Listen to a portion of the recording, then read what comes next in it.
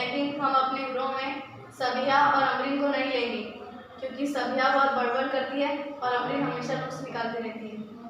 तो क्या हुआ, सबिया गाना बहुत अच्छा गाती है और अमरीन मज़ेदार चुटकुले सुनाती है। हम उन्हें समझाएंगे, वो हमारी बात ज़रूर मानेंगे। हम उन्हें अलग थलग नहीं रख सकते।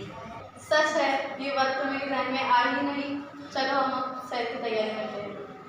हाँ, शगुफ्ता ने तो सही बात कही है। सबिया से हम नए गाने सीखेंगे और अमरीन से अच्छे अच्छे चुटकुले सुनेंगे। मुकाबले के जरिए हमें ये बात समझ में आती है कि सबिया ये लड़की बहुत बड़बड़ करती है, ये उसकी खामी है। लेकिन उसके दोस्तों ने उसे समझाया और उससे उसकी जो खूबी थी गाने गाने की, उससे उन्होंने गाना सीखे।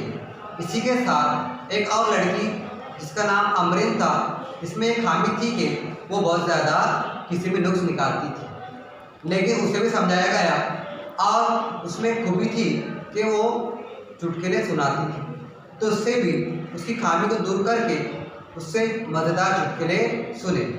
यहाँ पर हमें समझ में आया कि हम किसी दूसरे की खामियों को दरगुजर करके उनकी खूबियों को सामने लाएं और फ़ायदा उठाएं।